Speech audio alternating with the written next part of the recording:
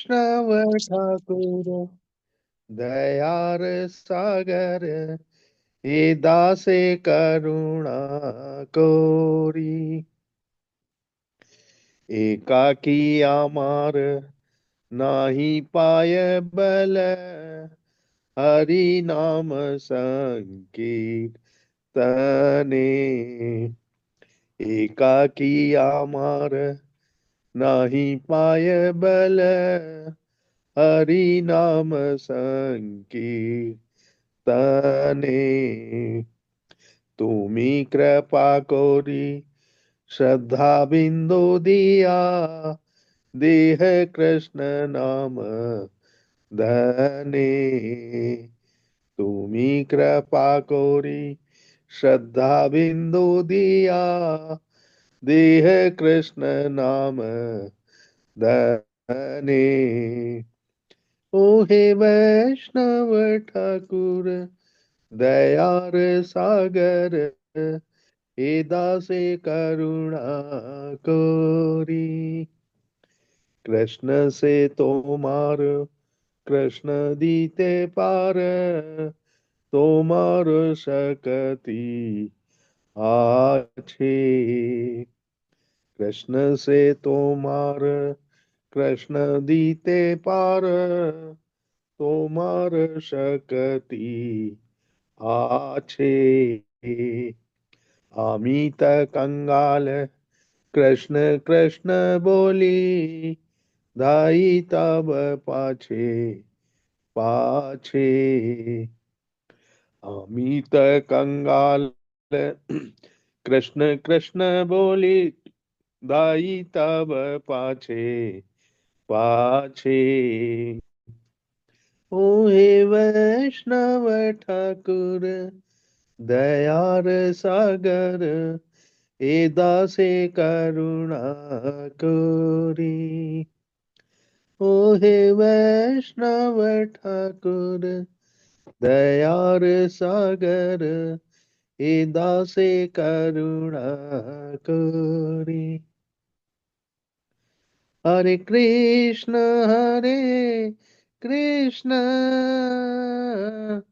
कृष्ण कृष्ण हरे हरे हरे राम राम राम हरे हरे। हरे कृष्ण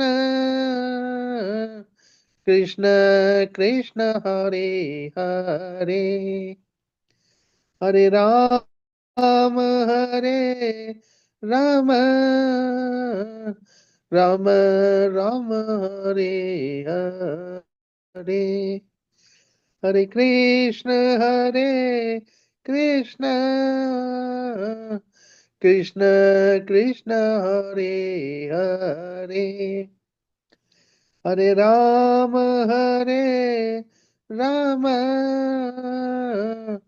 राम राम हरे हरे।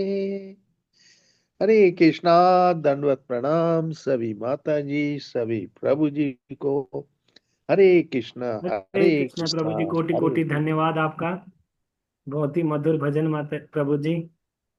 बहुत धन्यवाद सभी का। बहुत सुंदर प्रभु जी, बहुत सुंदर भजन।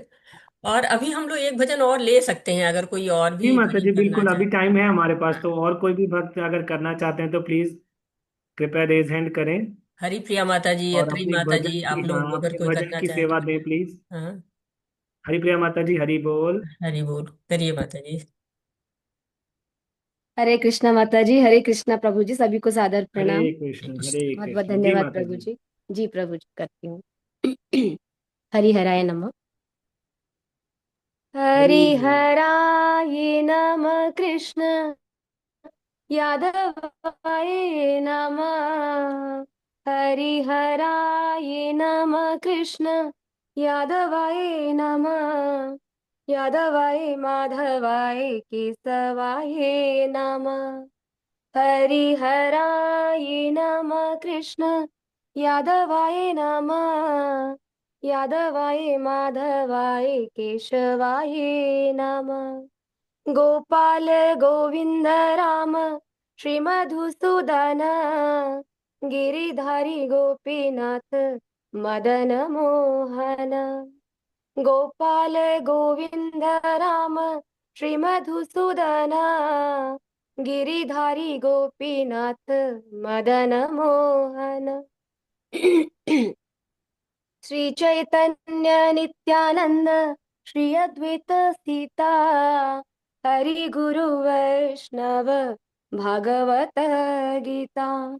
श्री चैतन्य नित्यानंद श्री अद्वैत सीता हरि गुरु वैष्णव भागवत गीता। श्री रूप श्री सनातन भट्ट रघुनाथ श्री जीव गोपाल भट्ट दास रघुनाथ। श्री रूप श्री सनातन भट्ट रघुनाथ श्री जीव गोपाल भट्ट दास रघुनाथ। इच्छाए गोसाईर करी चरण बंदन जहाँ हईते विघ्न नाश अभीष्ट पुराण। इच्छाए गोसाईर करी चरण बंदन जहाँ हईते विघ्न नाश अभीष्ट पुराण। इच्छाए गोसाई जार मुई तार दास दास बार पद रेणु मोर पंचग्रास। इच्छाए गोसाई जार मुई तार दास दास बार पद रेणु मोर पंचग्रास। ताদের চরণ সেবী ভক্ত স্থানে বাস জনমে জনমে হয় এই অভিলাষ। তাদের চরণ সেবী ভক্ত স্থানে বাস জনমে জনমে হয় এই অভিলাষ।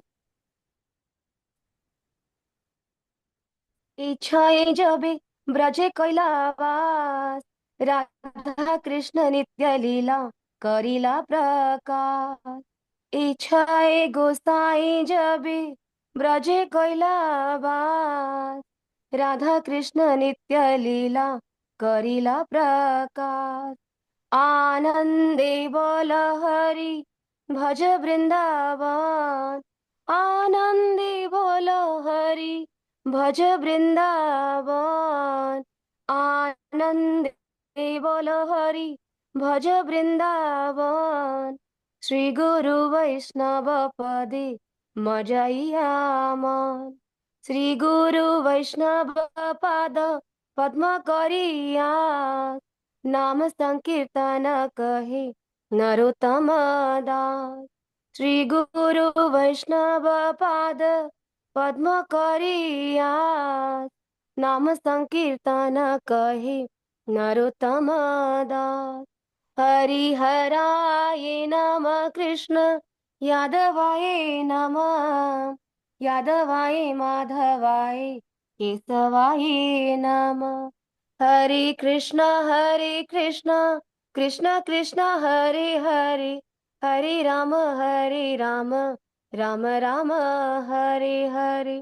हरे कृष्ण कृष्ण कृष्ण हरे हरे हरे राम राम राम हरे हरे।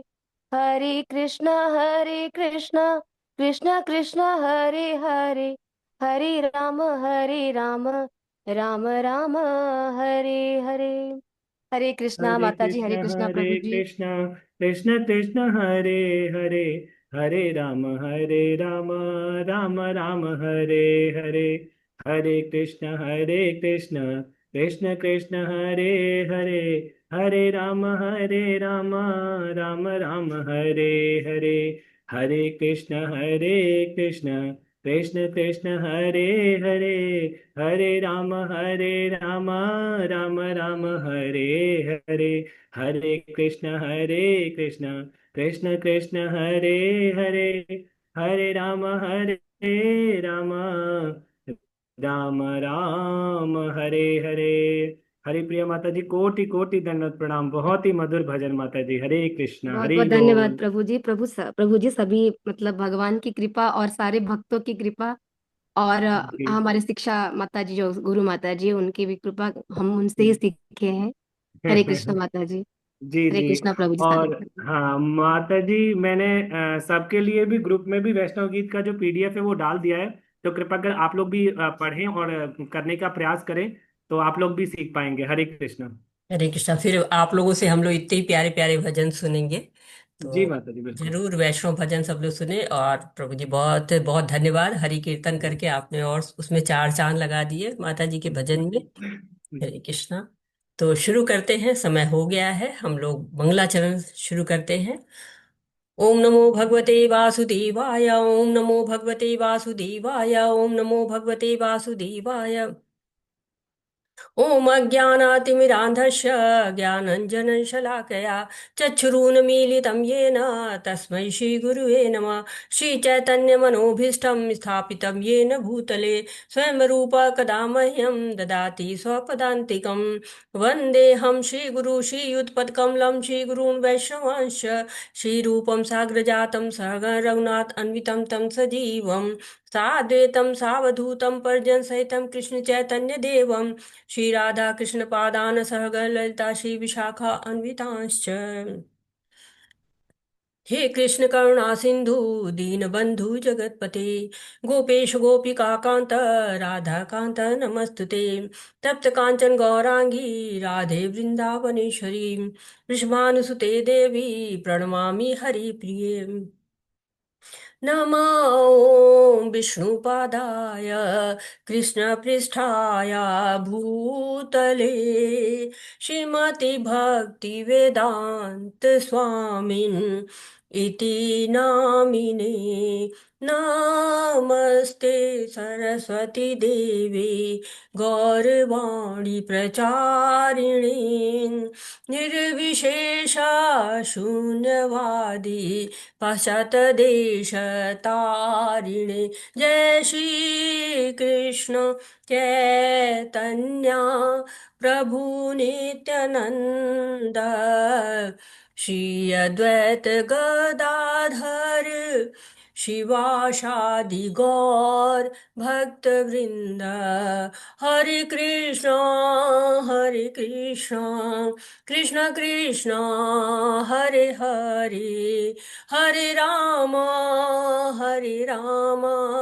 राम राम हरे हरे। हरे कृष्ण कृष्ण कृष्ण हरे हरे, हरे राम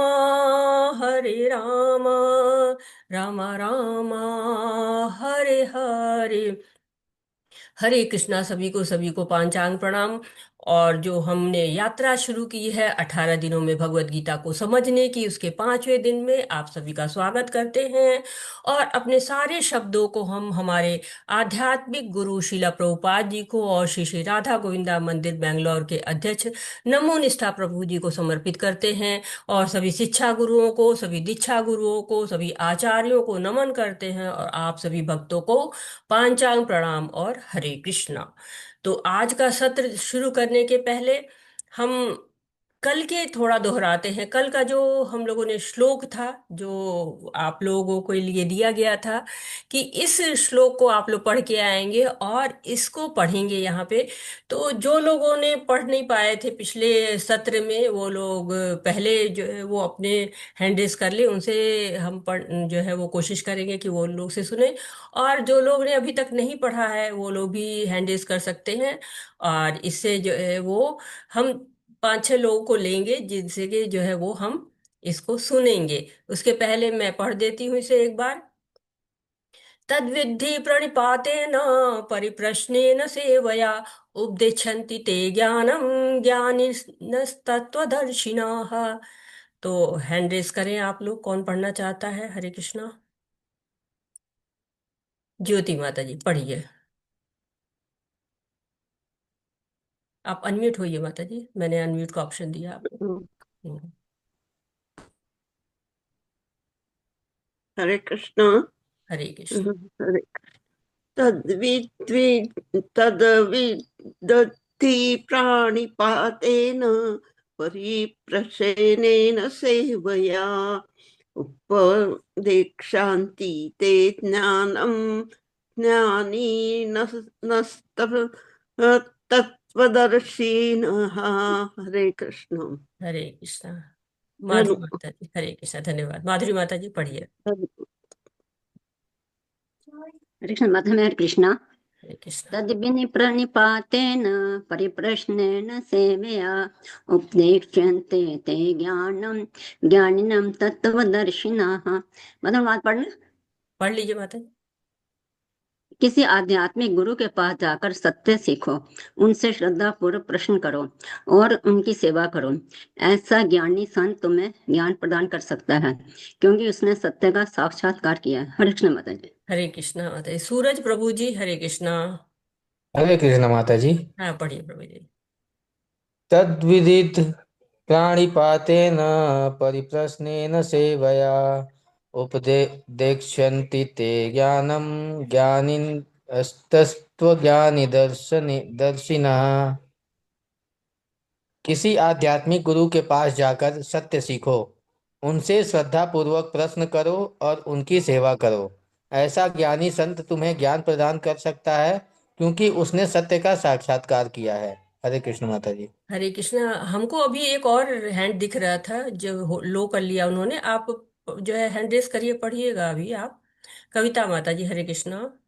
जी माता जी, हरे कृष्ण, सभी को सादर प्रणाम। हरे कृष्ण। तद्विद्धि प्रणिपातेन परिप्रश्नेन सेवया उपदेक्ष्यन्ति ते ज्ञानं ज्ञानिनस्तत्त्वदर्शिनः। अनुवाद पढ़ो माता जी। हाँ पढ़ लीजिए माता जी। तुम गुरु के पास जाकर सत्य को जानने का प्रयास करो, उनसे विनीत करो, जिज्ञासा करो और उनकी सेवा करो। स्वरूप सिद्ध व्यक्ति तुम्हें ज्ञान प्रदान कर सकते हैं, क्योंकि उन्होंने सत्य का दर्शन किया है। हरे कृष्ण माता। हरे कृष्णा। तो भारती माता जी, हरे कृष्णा, पढ़िए माता जी। हरे कृष्ण माता जी। हरे कृष्ण। तद्विद्धि प्रणिपातेन परिप्रश्नेन सेवया उपदेक्ष्यन्ति ते ज्ञानै ज्ञानिनस्तत्त्वदर्शिनः। किसी आध्यात्मिक गुरु के पास जाकर सत्य सीखो, उनसे श्रद्धापूर्वक प्रश्न करो और उनकी सेवा करो। ऐसा ज्ञानी संत तुम्हें ज्ञान प्रदान कर सकता है, क्योंकि उनसे सत्य का साक्षात्कार किया है। हरे कृष्ण माता बहुत जी। सुंदर माता जी, बहुत सुंदर। शंकर प्रभु जी, हरे कृष्णा। हरे कृष्ण माता जी, दंडवत प्रणाम। दंडवत। तद्बुद्धि प्रतिपातेन परिप्रश्नेन सेवया उपदेक्षान्ति ते ज्ञानं ज्ञानिनस्तत्त्वदर्शिनः। किसी आध्यात्मिक गुरु के पास जाकर सत्य सीखो, उनसे श्रद्धा पूर्वक प्रश्न करो और उनकी सेवा करो। ऐसे ज्ञानी संत तुम्हें ज्ञान प्रदान कर सकते हैं, क्योंकि उनके सत्य का साक्षात्कार किया है। हरे कृष्ण। हरे कृष्णा, बहुत सुंदर प्रभु जी। रंजन माता जी, हरे कृष्णा। हरे कृष्ण माता जी, सादर प्रणाम। हरे कृष्ण आदर। सभी को। तद्विद्धि परिपातेन परिप्रश्नेन सेवया उपदेक्ष्यन्ति ते ज्ञानं ज्ञानिस्तत्त्वदर्शिनः। किसी आध्यात्मिक गुरु के पास जाकर सत्य सीखो, उनसे श्रद्धा पूर्वक प्रश्न करो और उनकी सेवा करो। ऐसा ज्ञानी सत तुम्हें ज्ञान प्रदान कर सकता है, क्योंकि उनसे सत्य का साक्षात किया है। हरे कृष्णा माता जी। हरे कृष्णा, बहुत बहुत धन्यवाद सबका। बहुत अच्छे से पढ़ा सबने। और अब आगे बढ़ते हैं आज के अध्याय पर। आज का अध्याय का नाम है कर्म योग, कृष्ण भावना भावित कर्म। तो आप सभी जानते हैं कि योग का मतलब जुड़ना होता है। और आश्चर्य होगा आपको, और थोड़ा सा आपने जाना भी था कल की कर्म योग तो जान लिया है। तीसरे अध्याय में हमने कर्म योग जाना। उसके बाद जो है वो हमने ज्ञान योग जाना। अब दोबारा कर्म योग है, यानी कि कर्म योग को और विस्तार से जानना है। तो ये अध्याय एक तरह से तीसरे अध्याय और चौथे अध्याय का विस्तार है। इसमें ज्ञान योग तथा कर्म योग दोनों के द्वारा कैसे भगवान की सेवा की जा सकती है। तीसरे अध्याय में हमने जाना कि नियत कर्म करने चाहिए, और चौथे अध्याय में बताया कि ज्ञानी लोग के लिए कोई कर्म ही नहीं रहता है। तो अर्जुन फिर से संशय में पड़ जाते हैं कि भगवान ने कहा है कि दिव्य ज्ञान के साथ कर्म करो, और ये भी कह रहे हैं कि जो दिव्य ज्ञान में स्थित है उसके लिए कोई कर्म ही नहीं है। तो पिछले अध्याय में हमने ज्ञान का इतिहास जाना, ज्ञान प्राप्त करने की योग्यता क्या है, ज्ञान कैसे ग्रहण करें। तो वेद श्रुति होती है ना, उसमें पहले हम श्रवण के माध्यम से जानते थे, पहले वेद को बोला जाता था। क्यों? स्मरण शक्ति सबकी बहुत अच्छी थी। लेकिन कलयुग आ गया ना, कहते हैं कि कलयुग में मंद सुमंद गतियो मंद भाग्य। तो मंद भाग्य रहता है और जो है आयु भी कम रहती है। तो बुद्धि कम, आयु कम, भाग्य कम, और इसलिए उसको लिपिबद्ध किया शीला वेद व्यास ने। क्योंकि जब स्मरण शक्ति कम रहेगी तो कैसे याद रहेगा। लेकिन अर्जुन इस समय क्या सोच रहे हैं कि ज्ञान लेने का अर्थ है कि अब तो कर्म करना ही नहीं है, बस ज्ञान लेना है। किताब खोल के बैठ जाओ, पढ़ते रहो। तो किताब खोल कर बैठेंगे तो कर्म कैसे करेंगे, और कर्म करेंगे तो किताब कैसे खोल पाएंगे। तो बड़े भ्रमित से हो रहे हैं, सोच रहे हैं वैराग्य करूं कि कर्म करूं, क्योंकि वैराग्य ज्ञानी लोग का कर्म है। अर्जुन के मन में आ रहा कि भगवान ने ज्ञान की बड़ाई कर दी और युद्ध करने को यानी कि कर्म करने को भी कह रहे हैं। तो ये संशय आ गया, यही संशय, यही आधार है इस अध्याय का, कि ज्ञानी बनकर बैठ जाए, अध्ययन करते रहें, या कर्म करे। और कर्म करे तो कैसे कर्म करे। तीसरे अध्याय में कहा गया था ना कि भक्ति करूं कि निष्काम कर्म करूं, वैरागी बनूं कि ज्ञान प्राप्त करूं, क्या करूं। तो ये भी एक कारण है संशय का, कि उनकी इच्छा है कि युद्ध न करना पड़े। युद्ध से वो भाग रहे हैं लगातार। वो दलीलें दे रहे हैं अपनी, बता रहे हैं कि परिवार से, कुल से, समाज से मैं युद्ध नहीं करना चाह रहा हूं। बार बार पूछ रहे हैं कि बताओ श्रेयस्कर क्या है, वो मैं करूं।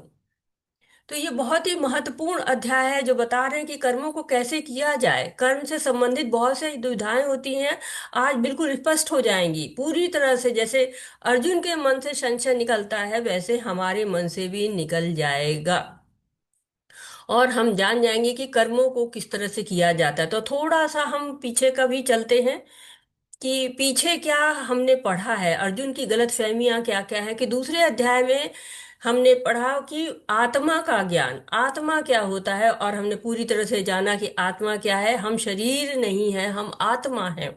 आत्मा देहांतरण करती है, और आत्मा जब शरीर में रहती है तो शरीर में परिवर्तन होता है। शरीर पुराना होता है, उसको त्याग करके फिर आत्मा जो है वो नया शरीर धारण करती है। कैसे? जैसे कि पुराने शरीर वस्त्रों को त्याग कर नया वस्त्र धारण कर लिया जाता है। वैसे 31 से 37 तक में निर्धारित कर्तव्य बताए गए, कि तुम एक योद्धा हो, तुम्हारा कर्तव्य है अधर्म के विरुद्ध युद्ध करना। नहीं करोगे तो तुमको क्या मिलेगा? अपयश मिलेगा। तुमको रोल मॉडल बनना है, ताकि आने वाली जो पीढ़ियां हैं वो तुम्हारा अनुसरण करे। यद्यत आचरते कृष्ण तत्तद देवतरो जना। और 42 से 45 तक में कहा गया कि भयानक गतिविधियों के द्वारा आत्मा उलझ जाती है। तो भयावह गतिविधियां इंद्रिय भोग है ना, हम इतने अधिक आसक्त हो जाते हैं कि हम भगवान की भक्ति भूल जाते हैं, या करते भी हैं तो आधे अधूरे मन से करते हैं। सवेरे सवेरे उठे हमने, जल्दी जल्दी तुलसी जी को पानी डाला, जल्दी से जप किया, मन कहीं और है, काम कहीं और कर रहे हैं। आज इस देवता के पास, कल उस देवता के पास। आज यहाँ मेरा काम नहीं पूरा हो रहा है तो दूसरे मंदिर में चले गए, उस मंदिर में काम नहीं हो रहा तो दूसरे मंदिर में चले गए। तो कभी हनुमान जी के पास गए कि आप अष्ट सिद्धि नौ निधि के दाता हैं, आप ही हमारा काम कर दिए। कभी शंकर जी के पास चले गए कि आप तो बड़ी जल्दी मान जाते हो, मान जाओ जल्दी से, हमारा काम कर दो। लेकिन कहते हैं कि अगर आप भगवान जी की भक्ति करते हैं तो आपके सारे कार्य पूरे हो जाते हैं। जैसे कि आपके पास कोई बड़ा सा जलाशय है, तो आपको छोटे छोटे कुएं में जाने की आवश्यकता नहीं होती, एक ही जलाशय से सारे काम हो जाते हैं। तो जब एक ही जलाशय से सारे काम हो जाते हैं तो क्या जरूरत है यहाँ दौड़ने की, वहां दौड़ने की। और 46 से जो है वो 53 तक के श्लोक क्या कहते हैं, कि कृष्ण जो है आप ही भगवान है, कृष्णा तू भगवान स्वयं। श्रील वेद व्यास जी कहते हैं ना कि भगवान की शरण ग्रहण करो। और भगवान ने भी भगवत गीता में कहा है, मन मना भो मद भक्तो मद्याजी माम नमस्कुरु माम वैश्य सत्यम ते प्रतिजाने प्रेयोसी में। मेरे पास आओ, मेरे भक्त बनो, मेरी पूजा करो, मेरी उपासना करो। और तीसरे अध्याय में भगवान ने 17 से 18 में कहा है कि जो व्यक्ति स्वरूप सिद्ध होगा उसको कुछ नहीं करना चाहिए। तो भगवान का कहना उसे कृष्ण भावना मृत काम के अतिरिक्त कुछ नहीं करना चाहिए। अर्जुन समझ रहे हैं कि उसके लिए कोई कर्तव्य ही नहीं है। जैसे भक्ति की परिभाषा है तो कहती है अन्याभिलाषिता शून्यम ज्ञान कर्म आदि अनावृतम। तो अन्य कोई अभिलाषा नहीं रखनी है, भगवान की तो अभिलाषा रखनी ही रखनी है। अगर भगवान की अभिलाषा नहीं रखेंगे तो भगवत धाम कैसे जाएंगे। जीवन का जो हमारा उद्देश्य है कि हमें मनुष्य की गति मिली हुई है, इसके द्वारा हम भगवत धाम पहुंचे, तो कैसे हम जाएंगे। तो ये अभिलाषा तो होनी ही चाहिए कि भगवत कर्म करें। वैसे ही अर्जुन को भी ये सोचना चाहिए कि मुझे भगवत कर्म तो करने ही है, लेकिन अर्जुन भ्रमित है। किसने भ्रमित किया है? भगवान ने। भगवान क्या है? ऋषियों के स्वामी है। ऋषि के न ऋषिकेश सेवनम। तो जो इंद्रियां हैं उनके स्वामी है, और अर्जुन की इंद्रियों को उन्होंने भ्रमित कर रखा है। अर्जुन उवाच सन्न्यासं कर्मणा कृष्ण पुनर्योगं च संशसि यच्छ्रेयं येतयोरेकं तन्मे ब्रूहि सुनिश्चितम्। अर्जुन ने कहा, हे कृष्ण, पहले आप मुझसे कर्म त्यागने के लिए कहते हैं और फिर भक्ति पूर्वक कर्म करने का आदेश देते हैं। क्या अब आप कृपा करके निश्चित रूप से मुझे बताएंगे कि इन दोनों में से कौन अधिक लाभप्रद है? तो संशय पुनः आ चुका है। जैसे तीसरे अध्याय में आया था, वैसे ही फिर कह रहे हैं कि श्रेष्ठ करो, मुझे बता दीजिए। क्योंकि ज्ञान को तो अर्जुन समझ रहे हैं कि ये जड़ता है, मुझे केवल बैठ जाना है, जो है ग्रंथों का अध्ययन करना है। तो अर्जुन कह रहे हैं कि मुझे आप जो है वो श्रेयस बताइए। श्रेयस क्या होता है? कोई याद है किसी को कि श्रेयस किसको कहा गया था? हैंडेस कर सकते हैं आप? किस श्रेयस क्या होता है? हरे कृष्णा, कोई बताएगा? रंजन माता जी, सूरज प्रभु जी, रुचिका माता जी अभी तक हैंड रेज नहीं किया था उन्होंने। रुचिका माता जी, आप बताइए। हरे कृष्णा। हरे कृष्ण माता जी, दंडवत प्रणाम। दंडवत प्रणाम माता जी। माता जी, श्रेयस्कर वो होता है जो हमारे मन को भले अभी प्रिय ना लगे और हमें ऐसा लगे कि इसे करने में बहुत कठिनाई है, लेकिन कल को आने वाले समय में वो हमारे हित के लिए अच्छा होगा, तो वो श्रेयस्कर है, बहुत सुंदर अगर मैं माता सही जी। हूं तो। जी बिल्कुल माता जी, बिल्कुल आप सही है, बहुत सुंदर बताया आपने। तो एक तरह से कहा जा रहा है कि जो मुझे लॉन्ग टर्म अचीवमेंट जो है दे, लंबे समय तक मेरे लिए ठीक हो, दूरदर्शी जो काम करते हैं ना, वो मुझे चाहिए। भविष्य आपको पता है, आप मुझे बताइए मैं क्या करूं? कौन सा कर्म? कर्म का परित्याग कर दूं या सारे कर्मों को भगवान की सेवा में लगा दूं? अर्जुन कभी भी ऐसी बात नहीं कहते जल्दी जल्दी बताइए और जल्दी जल्दी करूं, खत्म हो जाए, नहीं। तो ज्ञान चाह रहे हैं। क्यों? क्योंकि ज्ञान के बिना कर्म अधूरा होता है और कर्म के बिना ज्ञान अधूरा होता है। तो जो है कर्म के साथ ज्ञान करूं कि ज्ञान के साथ कर्म करूं, बताओ। भगवान पूछ रहे, जय भगवान से पूछ रहे हैं वो। श्री भगवान उवाच संन्यास कर्म योगश्च निःश्रेयस्करावुभो तयोस्ति कर्म संन्यासात् कर्म योगो विशिष्यते। श्री भगवान ने उत्तर दिया, मुक्ति के लिए तो कर्म का परित्याग तथा भक्तिमय कर्म दोनों ही उत्तम है, किंतु इन दोनों में से कर्म के परित्याग से भक्ति युक्त कर्म श्रेष्ठ है। भगवान ने कोई इधर उधर नहीं किया, बिल्कुल स्पष्ट आंसर दे दिया है कि यदि सकाम कर्म करोगे तो बंधन लगेगा, क्योंकि इंद्रिय तृप्ति का जो मार्ग होता है वो श्रेयस्कर नहीं होता है। परंतु मुक्ति चाहिए तो दोनों मार्ग ही उत्तम है। कर्म का त्याग करो चाहे भक्तिमय कर्म कर लो। तो कर्म का त्याग कौन करता है? जो ज्ञानी लोग होते हैं, एकांत में बैठ जाते हैं, वहां पे सारे कार्यों का त्याग कर देते हैं, भगवान पर ध्यान लगाते हैं। जबकि जो भक्त होता है वो क्या करता है? सारे कर्म अपने भगवान की सेवा में लगा देता है। तो दोनों ही स्थिति में भावना भगवान की अगर हो जाती है, भगवान अगर केंद्र में रहते हैं और हम भगवान का ही कार्य करते रहते, तो चाहे कर्म संन्यास कर ले चाहे भक्ति में कर्म कर ले। तो भगवान ऐसा क्यों कह रहे हैं? क्योंकि कर्म हम करते हैं तो उसका फल होता है, परिणाम होता है। कोई भी कर्म करेंगे तो उसका परिणाम जरूर होगा, किंतु ऐसा भी नहीं है कि सारे कार्य के जो परिणाम हो तुरंत दिख जाए, ऐसा भी जरूरी नहीं होता है। तो बिना शुद्ध हुए अगर आप कर्मों का त्याग करके और एकांतवास में चले जाते तो होगा क्या? पहले हमने पढ़ा है ना कि भोग याद आएगा, भोग का चिंतन होगा। और भगवान क्या कहते हैं? ऐसे लोग मिथ्याचारी है, कृत्रिम त्याग है।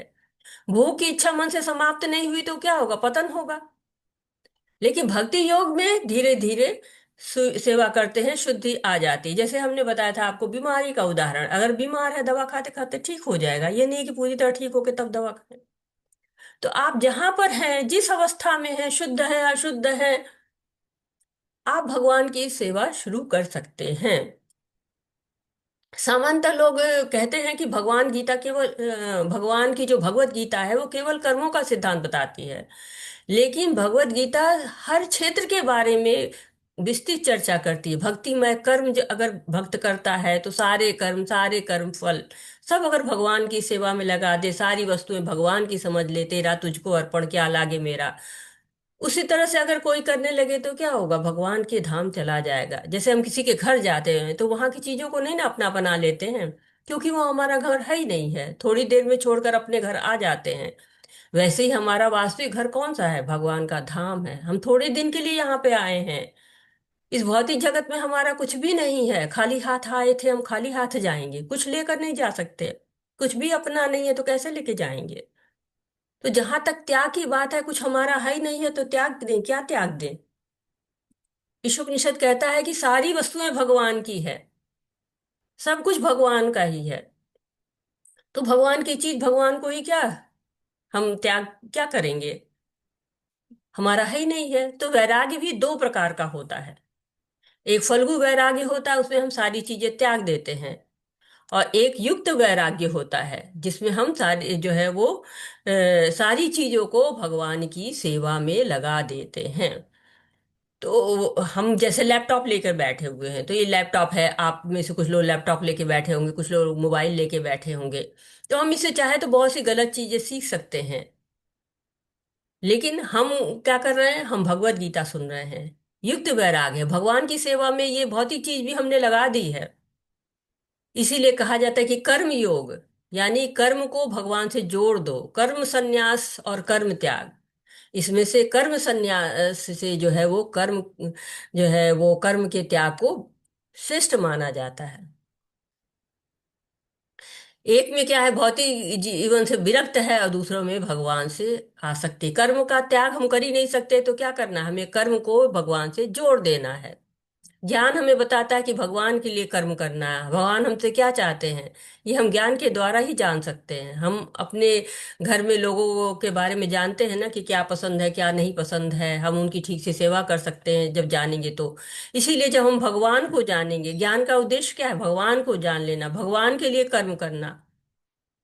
जब हम ये जान जाते हैं कि शरीर नहीं है, हम आत्मा हैं, तो और इस पर नियंत्रण भी किसका है, भगवान का है, हमारा नियंत्रण भी नहीं है। उनकी कृपा ना हो तो हम हाथ पैर भी नहीं हिला सकते, अपना खाया हुआ खाना भी हम नहीं पचा सकते हैं।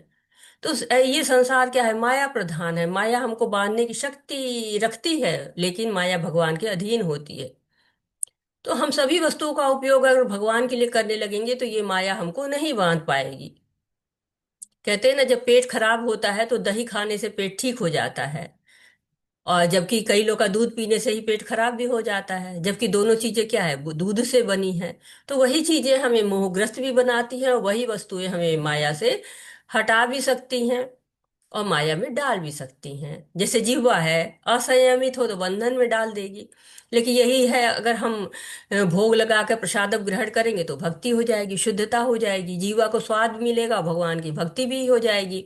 तो हमें कुछ भी त्याग नहीं करना है, सब कुछ भगवान की सेवा में ही लगा देना है। कहा जाता है ना कि बहुत से ऐसे उदाहरण आपको मिल जाएंगे शास्त्रों में, जो ज्ञानी से भक्त हो गए। सुखदेव गोस्वामी हैं, जिन्होंने परीक्षित महाराज को भागवतम सुनाई थी। वो पहले ज्ञानी थे, लेकिन जब उनके पिता श्री वेद व्यास जी ने उनको भागवतम सुनाई तो भगवान के भक्त हो गए। ब्रह्मा जी के पुत्र है सनक सनंदन, वो लोग तो ज्ञानी थे, तो वो लोग भगवान के चरण कमलों से तुलसी दल ग्रहण करते हैं, भगवान के भक्त बन जाते हैं। बिल्वा मंगल ठाकुर ज्ञानी थे, भक्तों के संपर्क में आए, भक्त बन गए। तो ज्ञान का उद्देश्य क्या होता है, भक्ति करना। ज्ञानी का भी उद्देश्य भक्ति करना है, क्योंकि वो जान जाता है कि अंतिम उद्देश्य क्या है, भक्ति करना ही है। 7वें अध्याय में हम पढ़ेंगे, बहुना जन्मनामन्ते ज्ञानवान मां प्रपद्यते वासुदेव सर्वमिति स महात्मा सुदुर्लभ। तो जो ज्ञानी होते हैं वो एकांत स्थान में जाते हैं और मुक्ति का कठिन प्रयास करते हैं। ये भी बहुत अच्छी बात है कि मुक्ति के लिए प्रयास तो कर रहे हैं, यही तो मानव जीवन का उद्देश्य है। परंतु वो केवल स्वयं की मुक्ति का प्रयास करते हैं, जबकि भक्त लोग होते हैं वो सबको भक्ति से जोड़ते हैं, अपने साथ साथ उनका भी कल्याण, दूसरों का भी चाहते हैं। श्रील प्रभुपाद जी की इतनी आयु थी, फिर भी उन्होंने विदेश में जाकर सबको कृष्ण के साथ जोड़ा। चाहते तो वृंदावन में बैठ जाते, भगवान का एकांत में नाम लेते, लेकिन वो देश विदेश में गए, भगवत गीता को जन जन तक पहुंचाने का बीड़ा उठाया। ये कौन कर सकता है, भक्ति ही कर सकता है। इसके संबंध में हम एक उदाहरण के रूप में राजा नृग की कहानी पढ़ते हैं। तो राजा नृग क्या करते थे कि बहुत ही अच्छे राजा थे, सूर्यवंशी राजा थे। और ये भागवतम की कहानी है राजा नृग की। सुखदेव गोस्वामी परीक्षित महाराज को सुनाते हैं कि एक दिन शाम प्रद्युम्न, चारुभानु और यदुवंशी गदा नाम के थे, वो भी खेल रहे थे। सबको प्यास लगती है, उनको वहां पे कुआं दिखता है और उसमें बड़ा सा जीव जो है पर्वत के आकार का गिरगिट होता है। उनको आश्चर्य होता है, दया भी आती है। वो चाहते कि इसको बाहर निकाल दे। ये निकालने का प्रयास कर रहा, हम नहीं निकल पा रहा है तो हम ही हेल्प करते हैं, लेकिन हेल्प कर रहे हैं, निकाल ही नहीं पा रहे, इतना बड़ा है। तो भगवान श्री कृष्ण के पास जाते हैं, उनसे कहते हैं कि आप निकालो। और श्री कृष्ण जो कमल नयन बड़ी आसानी से निकाल देते हैं। भगवान का स्पर्श हुआ, एकदम से वो गिरगिट सुंदर नवयुवक बन गया। सुंदर सा देवताओं जैसा वदन, बहुत सुंदर सुंदर आभूषण। कहे तुम कौन हो भाई? तो कह रहे राजा नृग हूं मैं, इक्ष्वाकु का पुत्र हूं। और दुनिया में मेरी बड़ी गिनती थी, मैं बड़ा दानी था। जितनी कहते पृथ्वी में धूल के कण हैं, जितने आकाश में तारे हैं, उतने गौवें मैंने दान दी हैं। और ऐसे ही नहीं दे दिया ले जाओ गौवें, नहीं, सबकी सींगों में सोना मढ़वाया, खुरों में चांदी मढ़वाई, बहुत सारे कुएं बनवाए। परंतु एक बार उनसे हुआ क्या कि उन्होंने दान दिया, और जो गाय दान दे चुके थे वो गाय आके पुनः जो है वो गाय में मिल गई। होता है ना, गाय फिर अपनी जगह पे लौट आती है, वैसे लौट आई वो। अब उन्होंने उस गाय को दूसरे ब्राह्मण को दे दिया। अब दोनों ब्राह्मणों में लड़ाई होने लगी। अब राजा ने कह रहा है कि मैं उस एक गाय के बदले में आपको सहस्त्र गाय देने को तैयार हूं। लेकिन कोई तैयार नहीं होते, दोनों ब्राह्मण नहीं तैयार होते हैं। उसका शाप उनको लगता है और वो गिरगिट बन, वहां जब मृत्यु होती है, वहां पर यमराज पूछते हैं कि तुम पहले पाप भोगोगे या पुण्य? तो कहते हैं मैं पहले पाप ही भोगना चाहता हूँ। तो उनको गिरगिट बन जाते हैं वो, और सहस्त्र वस्तु तक वो कुएं में रहते हैं। तो ये एक तरह से उदाहरण है कि कैसे सकाम कर्मों के द्वारा भी गति नहीं मिल पाती। कभी कभी कैसे पाप चिंकित या बुद्ध्या हरि संबंधी वस्तुना मुमुक्षु भी परित्यागो वैराग्यम फल्गु कथ्यते। जब लोग भगवान से संबंधित चीजों के मुक्ति को प्राप्त करने के लिए उत्सुक होते हैं, उन्हें भौतिक जीवन के लिए सोचना उनके त्याग को अधूरा कहा जाता है। तो एक तरह से उसी के संदर्भ में बताया जा रहा है कि हम जो चीजें हैं उनको अगर भगवान को लगा दे तो वो ज्यादा अच्छा होगा। एक बहुत सुंदर किताब है भक्ति रसामृत सिंधु, जिसे रूप गोस्वामी जी ने लिखा है। बहुत बड़े भक्त थे कि भक्ति कैसे करते हैं, व्यवहारिक रूप उन्होंने बताया है। और वो कहते हैं फल्गु वैराग्य, कृत्रिम ढंग से त्याग है ये। जब आपका कुछ है ही नहीं है, फिर आपके त्याग का कोई अर्थ ही नहीं है। अपूर्ण वैराग्य कहलाता है ना। लोग शमशान में जाते हैं, वैराग की बातें करते रहते हैं कि 2 दिन की जिंदगी है, 2 दिन का मेला है, सब कुछ यहीं रह जाता है, क्या लेके आए थे, क्या लेके जाएंगे, ये सारी बातें शमशान के अंदर होती हैं। और जैसे ही वैराग्य समाप्त होता है, शमशान के बाहर आते हैं, फिर वही भौतिकता, अरे वही चलो मूवी देख के आते, आज की छुट्टी तो बेकारी हो गई, क्या क्या बातें करते हैं। तो ये ऊपर से त्याग था, अंदर शुद्धता नहीं आई है। इसके विपरीत क्या करते हैं? युक्त वैराग करते हैं। अनासक्त स विषयान यथारहम उपयुंजते निर्बंध कृष्ण संबंधे युक्तम वैराग्य मुच्यते। क्या क्या सब चीजों को युक्त कर देना है भगवान के साथ।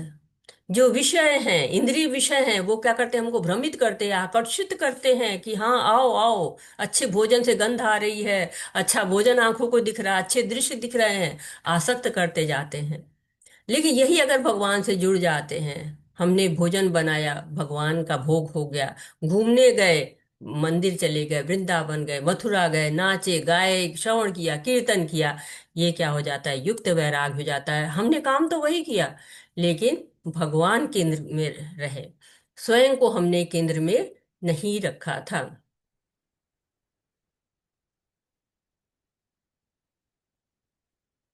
कर्म योग या कर्म संन्यास। ज्ञेयं च नित्य सन्यासी यो न द्वेष्टि न कांक्षति निर्द्वंद्वो ही महाबाहो सुखम बंधात प्रमुच्यते। जो पुरुष न तो कर्म फलों से घृणा करता है, न कर्म फल की इच्छा करता है, वह नित्य सन्यासी माना जाता है। हे महाबाहो अर्जुन, ऐसा मनुष्य समस्त द्वंद्वों से रहित होकर भव बंधन को पार कर पूर्णतया मुक्त हो जाता है। कर्म फल से त्याग करो, कर्म से नहीं। तो कर्म योग या कर्म संन्यास, सन्यासी की परिभाषा बताई गई इस श्लोक में कि सन्यास का अर्थ होता है कि सांसारिक बंधन से मुक्त हो जाओ और भगवान का स्मरण करते रहो। तो सन्यासी या त्यागी त्याग करता है कर्म फलों का, क्योंकि कर्म का त्याग तो हो ही नहीं सकता है। शरीर निर्वाह के लिए कर्म तो करना ही पड़ेगा, हमने तीसरे अध्याय में पढ़ ही लिया है, न कर्मणाम अनारंभत नैष्कर्म्या पुरुषस्नुते। तो कर्म तो करना ही पड़ेगा ना। सन्यासी तो द्वंद्वों से दूर रहता है। तो द्वंद्व क्या है? सर्दी है, गर्मी है, सुख है, दुख है, दिन है, रात है, हमेशा कशमकश लगी रहती है कि हाँ कभी सुख आ जाता है, कभी दुख आ जाता है, कभी दिन हो जाती है, कभी रात हो जाती है। तो सन्यासी इन सब परिणामों से बिल्कुल दूर रहता है। और भगवत गीता हमें यही सिखाती है, असली सन्यासी वही है जो अपनी सभी कर्मों को भगवान से युक्त कर दे। सभी को लाभ होता है ना। जैसे कि आप हरे कृष्ण महामंत्र का जप कर रहे हैं, तो कीट पतंगे भी उसकी भजन की ध्वनि सुनते हैं, उनका भी उद्धार हो जाता है। हमारी भी इंद्रियां वश में रहती हैं। अगर भगवान केंद्र में है तो हम गलत नहीं किसी को बोल सकते हैं, अपशब्द मुंह से नहीं निकाल सकते हैं, हमेशा आनंद में रहेंगे, संतुष्टि में रहेंगे। क्योंकि अगर हम किसी से आसक्ति नहीं, तो उस व्यक्ति सबका प्रिय है। क्यों? क्योंकि उसके लिए सब प्रिय है। उसका किसी से ईर्ष्या नहीं, किसी से द्वेष नहीं, किसी से बैर नहीं, किसी से लड़ाई नहीं, किसी से झगड़ा नहीं। तो सन्यास में हम समझते हैं कि घर छोड़ दो, यही सन्यास है। लेकिन घर तो छोड़ देंगे, हवा है, पानी है, ये तो हम ग्रहण ही कर रहे हैं ना। तो ये सब हम कैसे छोड़ सकते हैं? तो सन्यास इतना आसान नहीं होता है, क्योंकि सन्यास में सब कुछ त्यागना पड़ता है। उसके पहले सबसे पहले शुद्ध हो जाना पड़ता है। तो यहाँ पर एक कहानी आती है नामाचार्य हरिदास ठाकुर की। इनको नामाचार्य कहा गया क्योंकि ये बहुत ही जप करते थे, हमेशा नाम जप करते रहते थे। इनका जन्म मुस्लिम परिवार में हुआ था। महान वैष्णव थे, हरे कृष्ण आंदोलन में बहुत इन्होंने कार्य किया है, बहुत महती भूमिका इनकी रही है। प्रतिदिन 3 लाख जप करते थे। हम 16 माला भी करना मुश्किल होता है, वो 3 लाख जप करते थे। इसलिए उनका जो है जगह जगह यश फैल रहा था, लोग उनके बड़े सम्मान करते थे, बड़ी इज्जत मिल रही थी। अब वहां जो जमींदार था, इज्जत तो उसको चाहिए, यश उसको चाहिए, सम्मान उसको चाहिए। उसके जमींदारी में दूसरा कोई कैसे पॉपुलर हो रहा है, दूसरे को कैसे यश मिल रहा है, ईर्ष्या हो जाती है। तो वो सोचता है कि मैं इसका कुछ अपयश करा दूं ना, तो लोग इसका यश गाना भूल जाएंगे। तो उन्होंने उस एक वेश्या को भेजा। वेश्या गई रात में हरिदास ठाकुर के पास। तो उन्होंने कहा कि ठीक है माता, आप बैठिए और मैं जब जैसे ही फ्री होता हूँ आपसे मिलता हूँ। अब वो रात भर जप करते रहे, वेश्या वहां बैठी रही, हरि नाम संकीर्तन हो रहा है, सुन रही है। फिर दूसरे दिन आती है, सुबह हुआ चली गई, दूसरे दिन फिर आती है, फिर वही होता है। हरिदास ठाकुर जी कहते हैं माता जी बैठी अभी मैं आता हूँ। फिर वो पूरी रात वो जो है हरे कृष्ण महामंत्र सुनती रही। फिर तीसरे दिन आती है, तीसरे दिन रात में आती, फिर वही होता है। 3 रात वो आते आते अंत में क्या हुआ, वो खुद ही भक्त हो जाते हैं। 3 रात जो महामंत्र सुनेगा वो भक्त तो हो ही जाएगा। तो ऐसे हमारे जो है वो ठाकुर जी, तो ऐसे लोग भगवान को केंद्र में रख के सारे कार्य करते हैं। और इसीलिए वो कभी भी पतित नहीं होते हैं, मतलब उनका पतन नहीं होता है। ब्रह्मणाध्याय कर्माणि संग त्यक्ता करोति य लिप्यते न स पापेन पद्मपत्रम विवाम्भसा।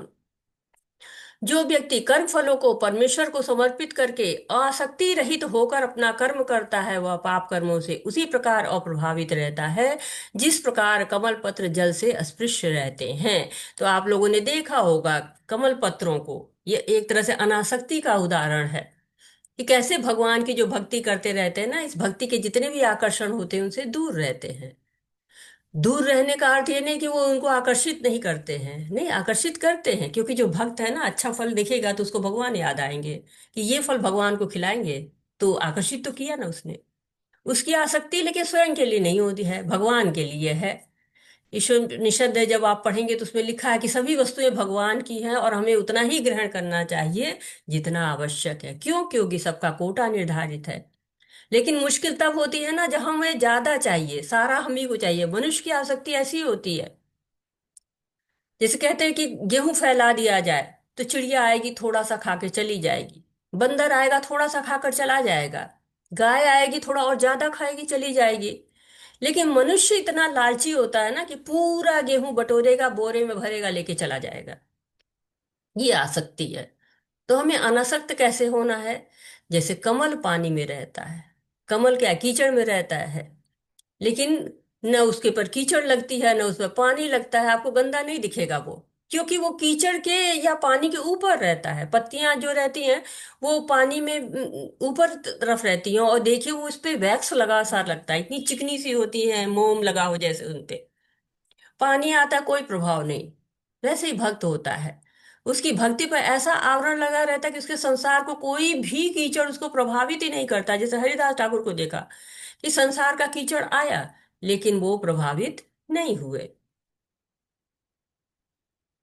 हनुमान ने लंका को भगवान राम के भेंट के रूप में जलाया, उनकी शक्ति के प्रदर्शन के रूप में नहीं। वो अपने कर्म फल के फल से नहीं जुड़ा था। उसने तुरंत प्रभु की अगली सेवा में शामिल होने के लिए सक्षम किया, क्योंकि उनकी हर सांस प्रभु की सेवा के लिए थी। हमें अपनी उपलब्धियों को कृष्ण के चरण कमलों पर रखना चाहिए ताकि उसके लगाव से छुटकारा मिल सके। तो हनुमान जी का उदाहरण दिया है। बहुत बड़े भक्त थे, भगवान का कार्य करते थे, एक जगह पे निष्क्रिय होकर जड़ होकर नहीं बैठते थे। तो भगवान ने उनको कार्य सौंपा कि माँ सीता को खोज के लाइए। अब कार्य आसान तो था ही नहीं, लेकिन कठिनाइयां आई, और कठिनाइयां आई, क्रोध आया। क्रोध आया लेकिन अपने लिए नहीं आया कि नहीं नहीं मेरे को बड़ा बुरा कहा जा रहा है तो मेरे लिए तो मैं क्रोधित हो जाऊं, नहीं। क्रोध आया कि भगवान के लिए कुछ कहा जा रहा है, और उतना क्रोध भी भगवान की सेवा में समर्पित कर दिया। अपनी शक्ति है, समर्थ है, बल है, बुद्धि है, क्रोध है, सब भगवान को समर्पित। तेरा तुझको अर्पण क्या लागे मेरा। तो भक्त को क्रोध कब आता है? जब कोई भगवान के लिए गलत बोलता है। उनके लिए गलत बोला कोई फर्क नहीं पड़ता। हनुमान जी वापस आते हैं तो भगवान उनकी बड़ी प्रशंसा करते हैं कि हनुमान जी तुमने तो माँ सीता का पता लगा दिया, बड़ा श्रेय देते हैं। लेकिन हनुमान जी सारा श्रेय भगवान को दे देते हैं, स्वयं नहीं लेते। बहुत बड़े भक्त हैं, हमेशा भगवान की कथा जहाँ होती है उपस्थित रहते हैं। सब विधि संपन्न हैं, अष्ट सिद्धि नौ निधि के दाता हैं, संपन्न हैं, फिर भी सारी सिद्धियां उनके पास है, सारी निधियां उनके पास है। लेकिन सेवा किसकी करनी है? भगवान की सेवा करनी है। तो भक्त हमेशा भगवान की सेवा करते हैं। जैसे श्रील प्रभुपाद जी हैं, उन्होंने क्या किया? उन्होंने भी कृष्ण की भक्ति की। विदेश में गए। विदेश के लोगों की एक मतलब आदत होती है कि वो जल्दी विश्वास नहीं करते हैं, लेकिन जब विश्वास कर लेते हैं तो फिर बहुत जतन से निभाते भी हैं। हम भारतवासी जल्दी विश्वास करते हैं लेकिन जल्दी हट भी जाते हैं। विदेश के लोग विश्वास नहीं करते हैं, लेकिन जो है कर लिया तो फिर दृढ़ हो जाते हैं। उन्होंने प्रभुपाद जी के कमरे में कैमरा लगा दिया, और जब देखा कि वो तो जो है जप करते हैं या बुक लिखते हैं या भजन कीर्तन करते हैं, तो उन्होंने समझ लिया कि शुद्ध भक्त हैं। फिर वो लोग जो शराब पीते थे, जुआ खेलते थे, चोरी करते थे, लूटपाट करते थे, कृष्ण को तो जानते ही नहीं थे, वो धीरे धीरे शिला प्रभुपाद जी के जो है भक्त बनना शुरू किए, उनके शिष्य बनना शुरू किए। भक्त तो भगवान के बन रहे थे, और प्रभुपाद जी उनके बुरे कर्मों से कोई भी प्रभाव उनके ऊपर नहीं पड़ा। कई लोगों ने कहा अमेरिका जा रहे हैं तो अब तो आप अमेरिकी हो जाएंगे, उनके जैसे पहनेंगे, कपड़ा पहनेंगे, उनका खाना खाएंगे उनके जैसे। तो उन्होंने कहा नहीं, मैं उनकी संस्कृति को अपनाने नहीं जा रहा हूँ, मैं उनको भगवान से परिचित कराने जा रहा हूँ। तो भगवान के भक्त चाहे कोई भी स्थिति में रहें, वो भक्ति ही करते हैं, भगवान का ही प्रचार प्रसार करते हैं। शिल प्रभुपा जी से एक ने कहा कि अगर आपको कोई ढेर से सारा सोना दे तो आप क्या करेंगे? क्या? मैं उनको भगवान की भक्ति में लगा दूंगा। तो कुछ वो तेरा तुझको अर्पण ही थे। विद्या विनय संपन्ने ब्राह्मणे गविहस्तनि शुनि चैव स्वपाके च पंडिता समदर्शिनः। विनम्र साधु पुरुष अपने वास्तविक ज्ञान के कारण एक विद्वान तथा विनीत ब्राह्मण गाय, हाथी, कुत्ता तथा चंडाल को समान दृष्टि समभाव से देखते हैं। तो विद्या विनय संपन्न है, जो विद्या से संपन्न होता है उसके अंदर विनय आ ही जाता है। विद्या यानी ज्ञान। ज्ञान कौन सा? भौतिक नहीं बल्कि दिव्य ज्ञान। जब दिव्य ज्ञान मिलता है दृष्टि बदल जाती है, दृष्टि में परिवर्तन, समभाव आ गया है। इसका मतलब ये नहीं है कि वो ब्राह्मण गाय कुत्ता हाथी सबको समान जानता है, सब में भगवान को देख रहा है तो सबके साथ समान व्यवहार करने लगेगा। लोगों का यही प्रश्न होता है कि क्या व्यवहार भी समान हो जाता है? नहीं। अब कुत्ते को हाथ से रोटी खिलाता है तो ब्राह्मण को थोड़ी ना हाथ से रोटी खिलाएगा, उसके लिए तो बकायदा आसन लगाएगा, अच्छे से बैठाएगा उनको, फिर जो है उनको भोग लगवाएगा। शेर या चीते को रोटी खिलाने जाएंगे तब तो वो खुद ही शिकार कर लेगा। तो सभी जीवों को आत्मा की दृष्टि से देखना है, शरीर के स्तर पर नहीं देखना है। जो विद्या जान जाता है, दिव्य विद्या से संपन्न हो जाता है, वो जान जाता है कि सब भगवान के अंश हैं। ममेवांशे जीव लोके जीव भूता सनातना, सारे जीव मेरे अंश हैं। ज्ञानी व्यक्ति का यही ज्ञान है कि वो सबको भगवान का अंश समझे। जीव प्रकृति के गुणों के अनुसार शरीर पाया है, और आज ये इस शरीर में है, कल ये दूसरे शरीर में होगा। जैसे हम कपड़े बदलते हैं, तो ये चीज वो समझ लेता है कि जीव जो है वो सनातन है, शाश्वत है। और इसीलिए जो भी ज्ञानी होता है वो जीव को आत्मा के रूप में देखता है, समभाव के रूप में देखता है। प्रहलाद महाराज से उनके पिता ने कहा कि कहाँ भगवान है, क्या हर जगह है? हर किसी में वो भगवान देख रहे थे। तो प्रहलाद भक्त थे ना, हर जगह भगवान को देख रहे थे। तो जो भी भक्त होता है वो भगवान को देखता है हर एक जीव में। आप देख रहे हैं यहाँ पे कि हर जीव में, चाहे वो जलचर है, चाहे थलचर है, चाहे नभचर है, उभयचर है, सब भगवान में सब में भगवान है, परमात्मा रूप में हृदय में अवस्थित है। यह दुनिया निश्चित रूप से एक बेहतर जगह होगी यदि सभी का साथ मिल सके। इस विचारधारा को सार्वभौमिक भाईचारा कहा जाता है, लेकिन यह कहीं भी व्यवहार में नहीं देखा गया। कारण यह है कि एक सामान्य सार्वभौमिक मार्गदर्शक पिता को स्वीकार करने तक सार्वभौमिक भाईचारा एक दूर का सपना है। भगवान कृष्ण को वह पिता होना चाहिए।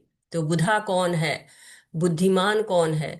जो कि भगवान को जानता है। बहुत सुंदर विचारधारा है कि जिसको लोग स्वीकार करना ही नहीं चाहते। श्रीला प्रभुपाद जी शांति के दूत थे। वो चाहते थे कि युद्ध न हो, युद्ध हो रहे हैं, लोग आपस में क्यों युद्ध हो रहे हैं? क्योंकि लोग भाईचारा नहीं निभा रहे हैं। हम जब मानेंगे कि हम सब एक पिता की संतान है, तो क्या करेंगे? हम भाईचारा निभाएंगे कि हम में कोई भेद नहीं है।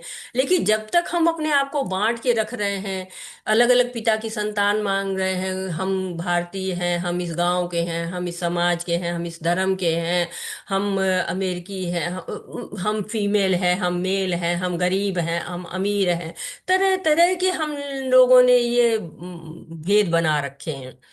परंतु यदि हम जान जाए कि बीज प्रदाता पिता कौन है, श्री कृष्ण है, हम सब एक पिता की संतान है, तो क्या होगा? सारी लड़ाइयां समाप्त हो जाएंगी, हम समाप्त कर देंगे। क्योंकि जो मूल कारण है कि हम एक दूसरे को मानते ही नहीं कि हम एक दूसरे के हैं, इसलिए हम ये लड़ाइयाँ करते रहते हैं।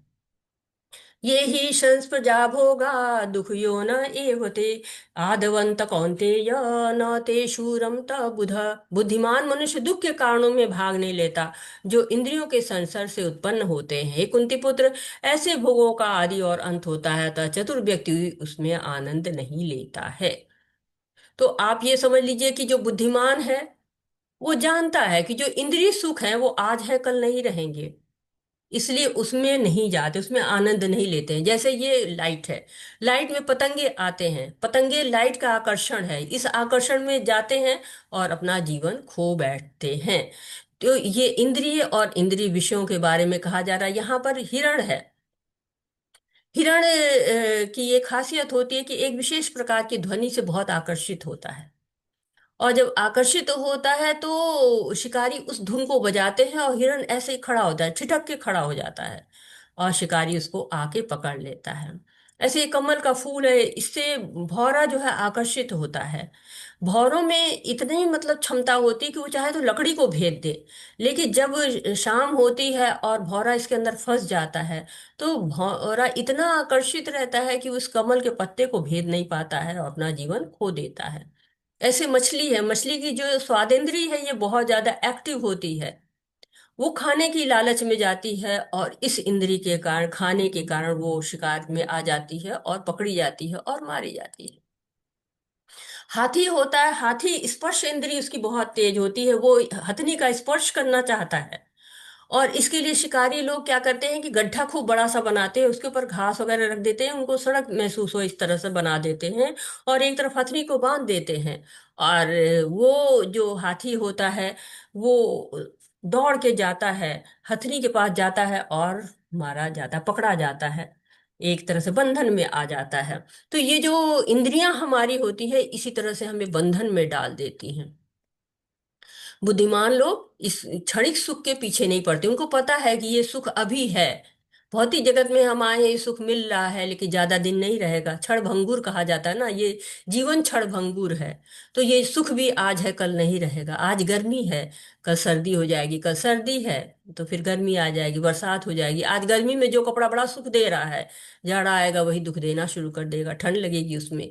बड़ा सुंदर सा एक घर खरीदा, इंटीरियर बनाया, बड़ी सुख सुविधाएं की, अच्छा बेड, अच्छा सोफा, अच्छा तकिया, अच्छी रोशनी, सारी व्यवस्थाएं होगी, कल क्या पता सोने वाला ही ना रहे, या फिर ये हो सकता है भूकंप आ जाए, घर ही गिर जाए। तो ये सांसारिक सुख क्या है जिसकी हमें हमेशा जो है इंतजाम करते रहते हैं? नश्वर है, इसको नष्ट तो होना ही है। बुद्धिमान लोग क्या करते हैं, परम सुख की तलाश करते हैं। और परम सुख कहाँ मिलेगा? भगवान के पास। भगवान ही शाश्वत है, वही शाश्वत सुख दे सकते हैं। भौतिक जगत क्या, और जो है वो कुछ दिन का है, व्यक्त अव्यक्त होता रहता है, प्रकट अप्रकट होता रहता है।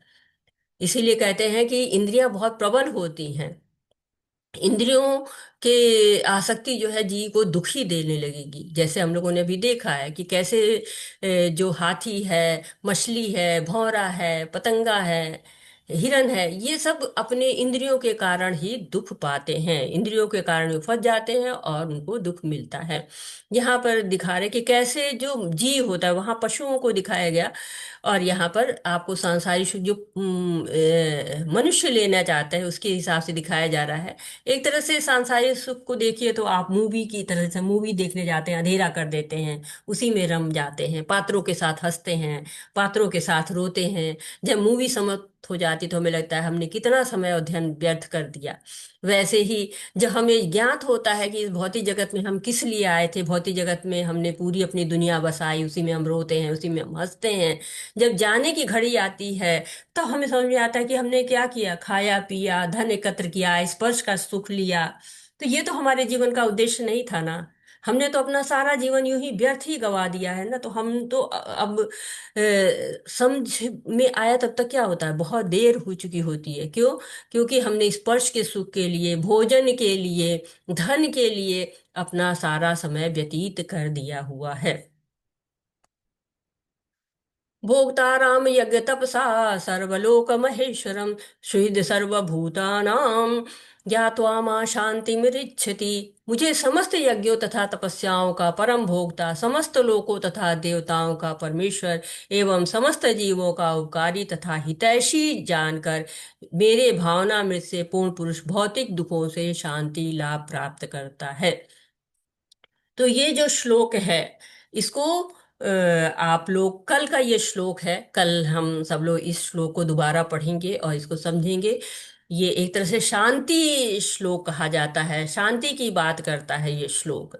श्रील प्रभुपाद जी ने हमको पहले शांति के बारे में बताया था, अब ये शांति सूत्र है एक तरह से। अगर इस सूत्र को मान लिया जाए तो शांति स्थापित हो सकती है।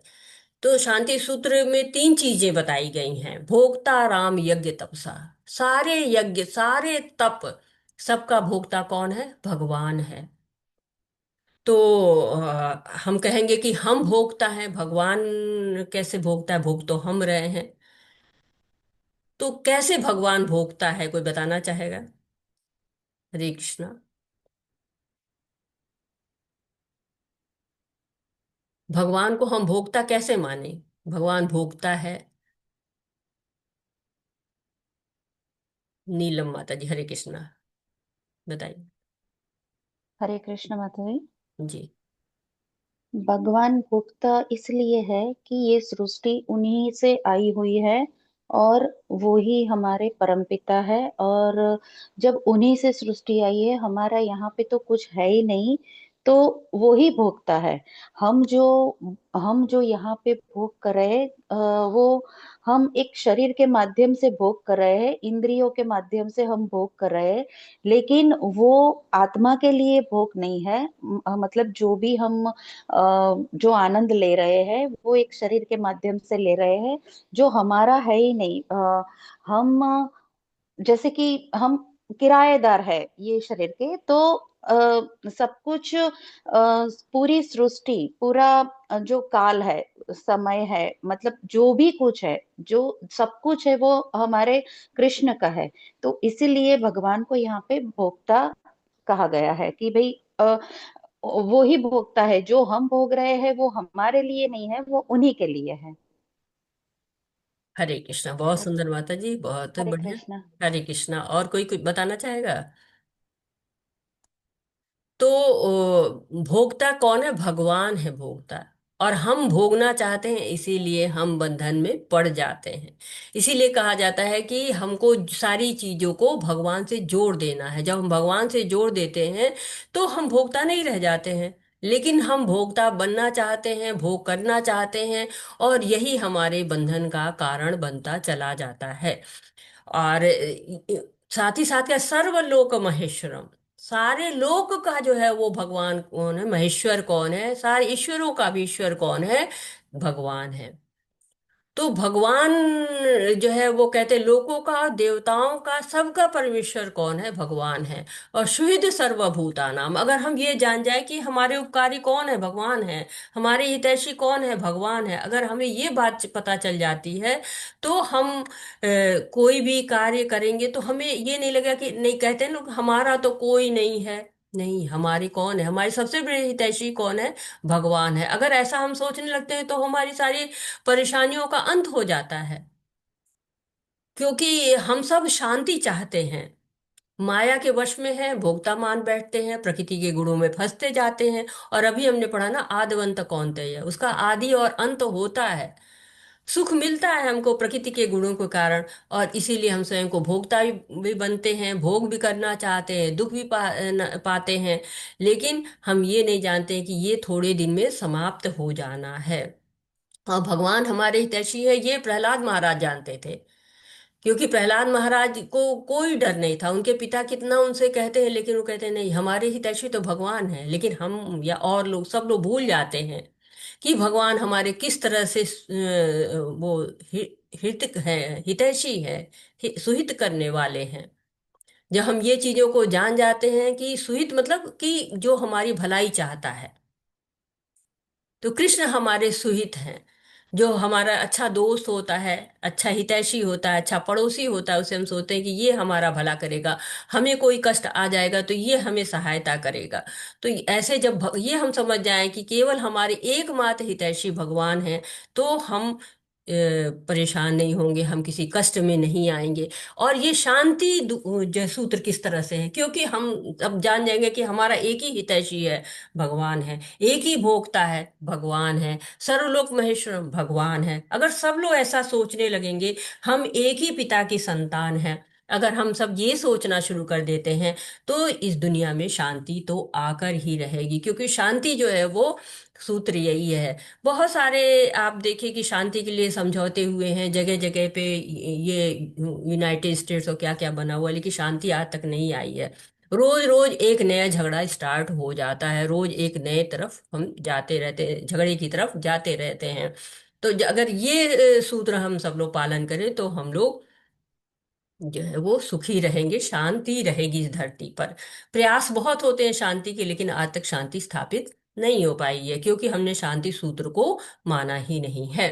सोने की एक ईंट मूल्यवान है, और इसे कागज के वजन के रूप में करने से बेहतर उद्देश्यों के लिए उपयोग किया जा सकता है। इस प्रकार बहुमूल्य मानव जीवन का उपयोग सांसारिक अर्थ भोग के बजाय वास्तविक सुख प्राप्त करने के लिए किया जाना चाहिए। इस मानव शरीर का उचित उपयोग कैसे करें? तो ये मानव शरीर हमको मिला हुआ है, इसका उचित उपयोग करना चाहिए। तो हर चीज हमारे पास जो रहती है, कहते हैं उसका उचित उपयोग करो। उचित उपयोग शरीर का करिए, क्योंकि शरीर जो है वो हमको बहुत मुश्किल से मिलता है। न जाने कितनी योनियों से हम घूमते घूमते आए हैं, और फिर हमको ये मनुष्य शरीर मिला हुआ है। तो इसका उचित उपयोग क्या होता है? भगवान की भक्ति करना, भगवान के लिए अपने जीवन को समर्पित करना। क्योंकि भगवान परम हितैषी हैं, वही हमको शक्ति प्रदान करते हैं, और उस शक्ति के कारण ही हम इस जीवन में जो है दुख हमारे अंदर नहीं आता है। क्योंकि भगवान कहते हैं ना, योग क्षेम वहाम्यहम्, मैं सबकी रक्षा करता हूँ, जो नहीं है वो मैं देता हूँ। लेकिन हम स्वयं को स्वामी मानते हैं, स्वयं प्रभुत्व जमाना चाहते हैं, तो हम दुखी होते हैं। कहते कि जैसे हमारा कोई अनुकूल वस्त्र नहीं है, तो वस्त्र धारण करते हैं हम, जो हम हमें वस्त्र दुख दे रहा है, जो वस्त्र समय के अनुकूल नहीं है, जो वस्त्र हमें संतुष्टि नहीं दे रहा है, तो क्या होता है, दुखी ही रहते हैं। वैसे ही जब आत्मा भी होती है ना, अनुकूल वस्त्र नहीं मिलता है, उसको कहीं भी कहीं निम्न योनियों में जाना पड़ता है, निम्न लोकों में जाना पड़ता है, तो आत्मा क्या होती है, अप्रसन्न रहती है। आत्मा का असली आनंद क्या है, जब भगवान का दास बना रहे। तो जब दास बनता है भगवान का, तो वो प्रसन्न रहती है आत्मा। जब वो भोग का दास बन जाता है, तो वो सुखी नहीं रहती है आत्मा, तब वो परेशान रहती है। तो यदि हमें सोने की ईंट मिल जाए, तो हम क्या करेंगे, उसको बहुत सुरक्षित रखेंगे, लॉकर में ले जाएंगे, लाल लाल कपड़े में लपेटेंगे, एक डब्बे में रखेंगे, फिर उसके बाद उसको अलमारी में, मतलब पहले लॉकर में, फिर उसके बाद अलमारी में रखेंगे। तो फिर सुंदर कपड़े में, सुंदर कागज में लपेट के रख देंगे। लेकिन मिट्टी की ईंट होगी तो क्या है, कोई कहीं भी रख देंगे, हो सकता है गमले के नीचे ही रख दें, बक्से के नीचे ही रख दें, कोई सामान रख दें, या कोई सुंदर सा थोड़ा सा है मिट्टी की ईंट, तो उसको हम वेट के रूप में रख दें कि हाँ कोई चीज उड़ने ना पाए। तो ये चीज, जीवन भी हमारा क्या है, बड़ा मूल्यवान है, बड़ा स्पेशल केयर करनी पड़ेगी इसकी। क्योंकि मनुष्य का जीवन जो है वो यही है जिसमें भक्ति हो सकती है, यही जो है कर्म योनि है। बाकी योनियां तो भोग योनि है, जो हमने कर्म किए हैं उसको भोगना है बाकी योनियों में। यही ये योनि है जहां हम आत्म साक्षात्कार कर सकते हैं। इसलिए मनुष्य का जीवन कभी भी व्यर्थ नहीं जाने जा, व्यर्थ में हमें इस जीवन को नहीं लुटाना है।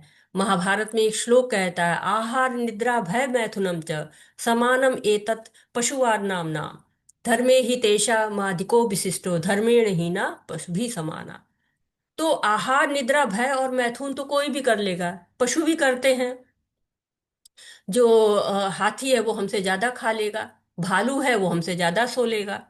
भय तो सबको लगता है, सब अपने जान की व्यवस्था करते रहते हैं। कोई घोंसला बनाता है, कोई कहीं पे कोने की जगह, आप देखिए घरों में छिपकलियां छोटी छोटी जगहों में, दरारों में जा जाके जो है वो घुस जाती हैं भय के लिए।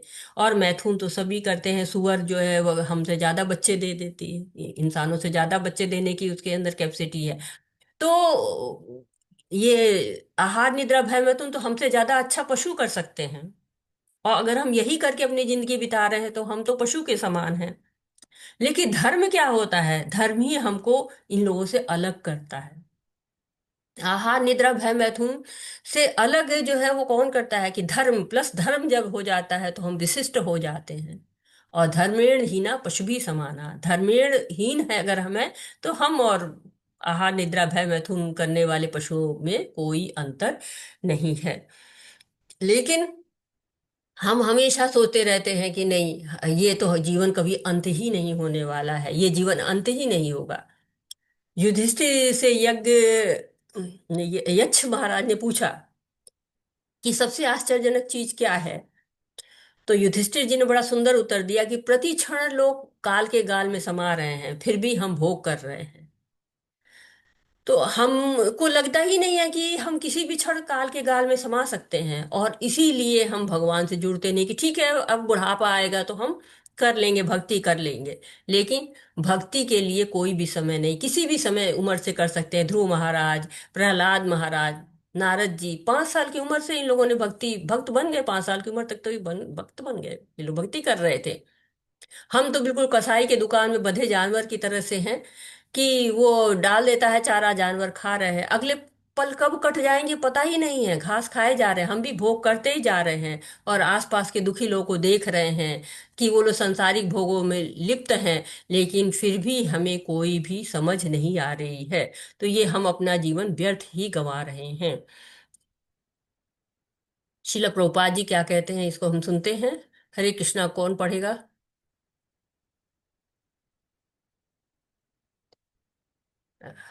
चलिए मैं ही पढ़ती हूँ, अगर कोई हैंड रेज नहीं है तो। नीलम माता जी पढ़िए। हरे कृष्ण। हरे कृष्ण।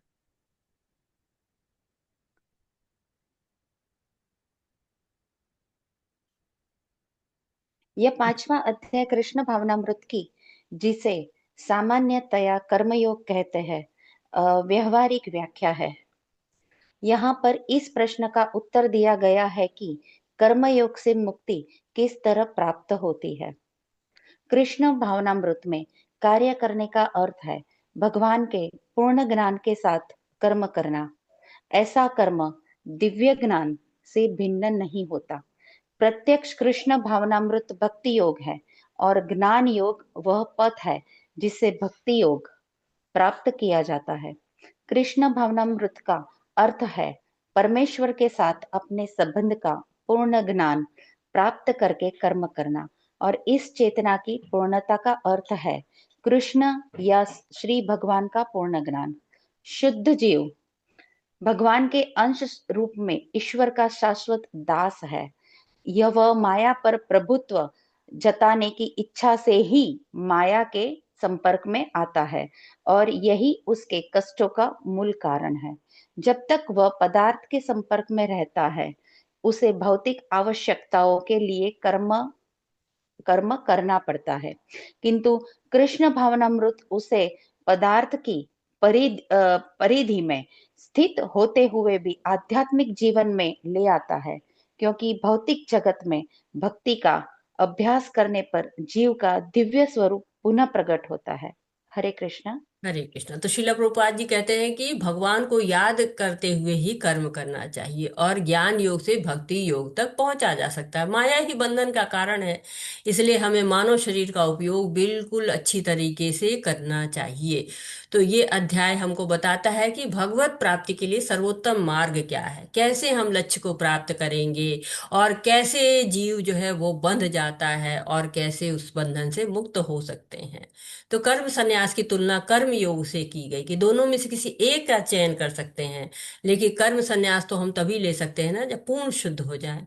तो अधिकांश लोग कर्म योग का मार्ग चुनते हैं, कर्म फल की आसक्ति को त्यागते हैं और कर्म भगवान के लिए करते हैं और बिल्कुल कर्म फल से दूर रहते हैं। ऐसे जैसे पानी से कमल जो है वो पानी में कमल रहता है लेकिन उससे लिप्त नहीं होता है, प्रभावित नहीं होता है। तो निष्काम कर्मयोग कर्म संन्यास से श्रेष्ठ है। पर क्यों? क्योंकि निष्काम कर्मयोग किए बिना हम कर्म संन्यास नहीं ले सकते हैं। और संन्यास का अर्थ है कि सारी इच्छाओं को समाप्त कर देना, लेकिन बिना योग के और उस तप के हम उस स्थिति तक नहीं पहुंच सकते हैं। तो सर्वश्रेष्ठ है कि हम भगवान भक्ति करें और भगवान को ही अपना सुहृद और हितैषी मानकर भगवान के ही साथ जुड़े रहे और युक्त हो जाए, सारे हमारे कर्म भगवान को केंद्र में रख के हो जाएं। तो आज था टॉपिक की संन्यास या कर्मयोग। कर्मयोग और संन्यास निष्काम कर्म बंधन से मुक्त करता है और परमात्मा के ध्यान के द्वारा मुक्ति प्राप्त होती है। तो आज हम यहीं पर रुकते हैं। वाछाकल्पतरुभ्यश्च कृपा सिंधुभ्य एव च पतितानां पावनेभ्यो वैष्णवेभ्यो नमो नमः। अनंत कोटि वैष्णव वृंद की जय। शीला प्रभुपाद की जय। भगवद गीता की जय।